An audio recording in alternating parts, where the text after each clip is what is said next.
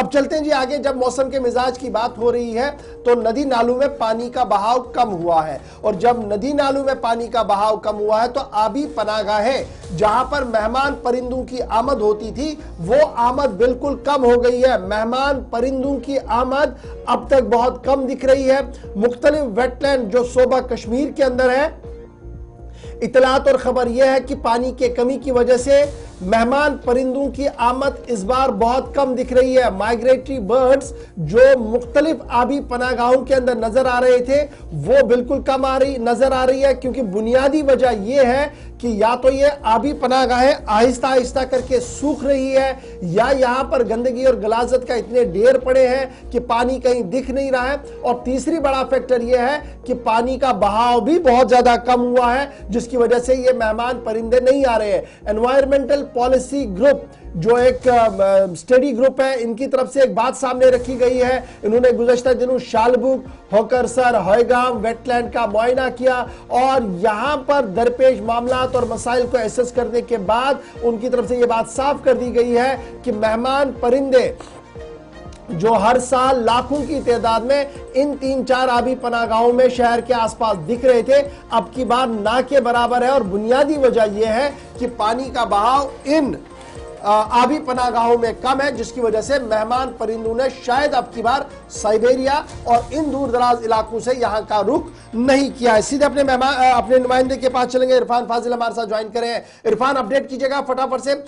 मौसम का मिजाज खुश्क बना हुआ है, बारिशें पिछले 3 महीने से बिल्कुल ना के बराबर हुई है, बर्फबारी का इम्कान हल्का सा बना हुआ है, कल से मतला अबर आलूद जरूर है, लेकिन इस भी सबकी नजरें होती थी मेहमान परिंदों पर, चाहे वो झील के अंदर आती थी या आबी पनाहगाहें जिनका मैंने जिक्र थोड़ी देर पहले कर दिया है। माहिरीन का मानना है कि पानी का बहाव कम है, इस वजह से। मजीद डिटेल्स क्या कुछ आपके पास है? देखिए गौर साहब, जहां तक वेटलैंड्स के हवाले से मैं बात कहूंगा, ये एक सिचुएशन जो है अलार्मिंग है। यानी हम कहेंगे कि जिस तरीके से इकोलॉजिकल कंडीशंस बन चुकी है, डेटोरेशन हो चुकी है खास तौर पर वेटलैंड्स को लेकर, ये एक अलार्मिंग सिचुएशन है जिसमें हमने देखा शालबुग हो या होकरसर हो या हाईगाम हो। अगर मैं बात करूं खास तौर पर माइग्रेटरी बर्ड्स को, नवंबर के महीने में तकरीबन अभी तक जो है 50% जो माइग्रेटरी बर्ड्स है वो यहां आ चुके होते थे। जबकि हमने देखा कि एक रेपुटेशन खास तौर पर नेचुरल रिजर्व्स को लेकर डाउन हो गई है, क्योंकि जिस तरीके से हम दिख रहे हैं कि पानी का बहाव कम है और खास तौर पे वेटलैंड ड्राई हो रहा है, तो उससे हम कह सकते हैं ये टूरिज्म के साथ साथ एक लोकल लाइवलीहुड के लिए भी एक बहुत बड़ा इंपैक्ट है। क्योंकि अथॉरिटीज का मानना है, जो अथॉरिटीज है उनका मानना है कि तकरीबन कुछ माइनर ब्रीचेस जो है वो वेटलैंड में देखने को मिले हैं, जो तकरीबन 6 जगहों पर है, जिसकी वजह से जो है ये प्रॉब्लम दिखाई दे रही है। और अब उसको रिस्टोरेशन करने के लिए थोड़ा सा वक्त भी होने चाहिए, मगर हाइड्रोलिक जितने भी इंजीनियर्स है, एक्सपर्ट्स है, एनवायरमेंटिस्ट है, उनका मानना है कि ये इस वक्त जो पानी की कमी है, एक तो सबसे बड़ी बात जो है लैक ऑफ रेनफॉल, और दूसरा जो क्लाइमेटिक चेंज है जिसकी वजह से बारिशें नहीं हो पा रही है,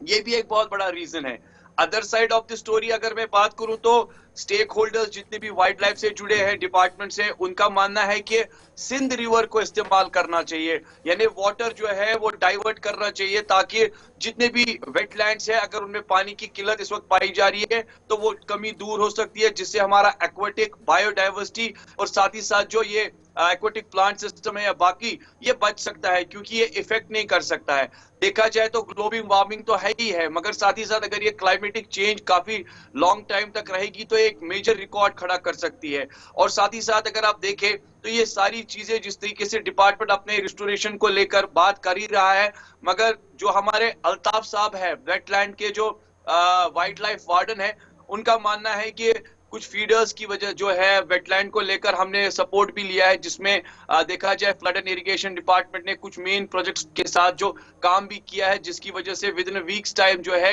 ये सारी चीजें फुलफिल हो जाएगी और आने वाले टाइम में जो है बर्ड्स का सिस्टम जो है वो यहाँ आना शुरू हो जाएगा और पानी की किल्लत भी दूर हो जाएगी। चलिए, बहुत शुक्रिया इरफान फाजिल हमारे साथ ज्वाइन करने के लिए। फिलहाल सरकारी जराया ये कह रहे हैं कि एक हफ्ते के अंदर अंदर सूरत हाल बेहतर हो सकती है और मेहमान परिंदों की आमद होगी, लेकिन आसार कराइम ये बता रहे हैं कि पानी का बहाव बहुत ज्यादा कम हो गया इन आबी पनागाहों की में, जिसकी वजह से मेहमान परिंदों ने अब की बार शायद मन बना लिया कि कश्मीर का दौरा ना वो करें। फिलहाल देखना होगा कि क्या कुछ होगा, हम इस पर जरूर आपको अपडेट करेंगे।